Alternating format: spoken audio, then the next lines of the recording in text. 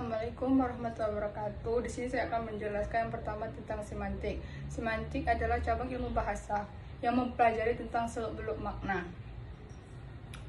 Istilah dalam semantik. Makna adalah satuan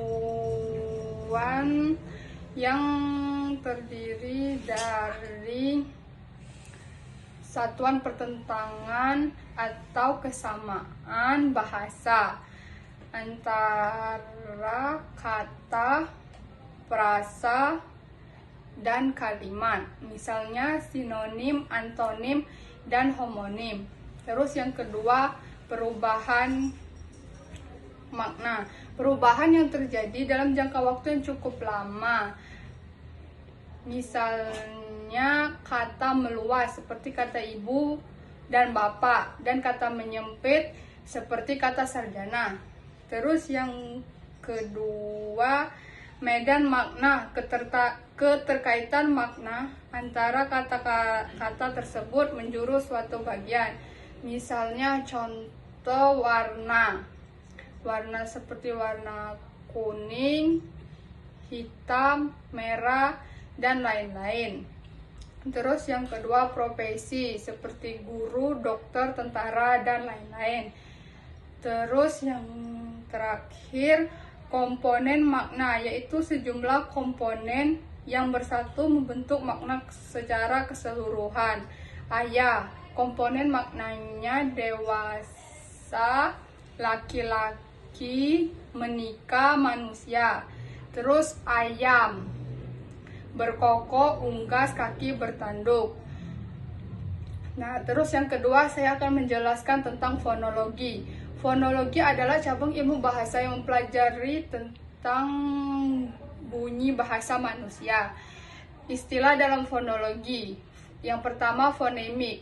Fonemik adalah cabang ilmu bahasa yang mempelajari yang dapat membedakan makna.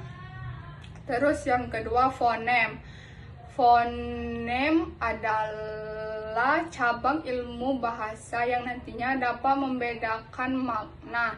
Misalnya fonem vokal seperti A, I, U, E, O, dan fonem kosan seperti B, C, D, dan seterusnya. Terus yang terakhir, fonetik. Fonetik adalah cabang ilmu fonologi yang berfokus pada makna yang bersifat sains. Misalnya alat reproduksi bunyi seperti mulut, bibir, lidah, tenggorokan, dan lain-lain. Terus yang ketiga, saya akan menjelaskan tentang morfologi.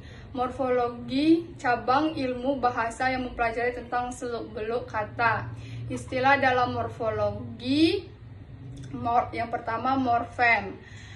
Satuan bahasa terkecil yang memiliki arti. Misalnya kata, seperti kata buku, kepiting, sendok. Terus yang kedua, imbuhan, seperti imbuhan men-ber. Terus yang ketiga, partikel, seperti lah, kah, per, pun. Terus yang kedua, morfofonemik, pertemuan antara morfen dan morfen yang lain untuk membentuk morfen baru yang memiliki arti. Terus yang terakhir, morfofonemik, yang terdiri dari perubahan bunyi, penambahan bunyi, dan penghilangan bunyi. Contoh dari perubahan bunyi, men plus pukul, jadinya memukul. Terus contoh dari penambahan bunyi, men plus cet, jadinya mengecet. Terus penghilangan bunyi, contohnya men plus rawat, jadinya merawat. Nah, terus yang terakhir saya akan menjelaskan tentang sintaksis. Sintaksis adalah cabang ilmu bahasa yang mempelajari tentang kalimat. Istilah dalam sintaksis ada 3. Yang pertama, prasa. Prasa adalah gabungan dua kata atau lebih yang menduduki satu fungsi sintaksis.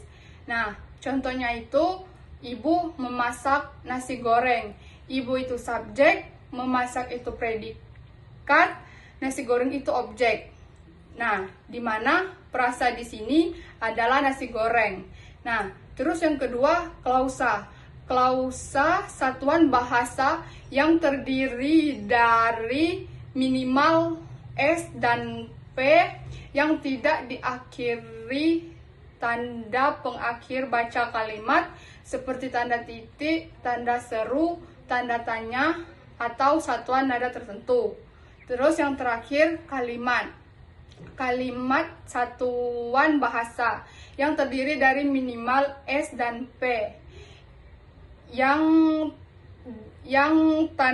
diakhiri tanda baca pengakhir kalimat seperti tanda titik, tanda seru, tanda tanya, atau satuan nada tertentu. Nah, contohnya itu, ibu memasak, ketika ayah pulang. Nah, ibu memasak itu disebut dengan klausa pertama. Ayah pulang disebut dengan klausa kedua, atau bisa disebut juga dengan kalimat. Oke, baiklah, itulah penjelasan dari saya. Wassalamualaikum warahmatullahi wabarakatuh.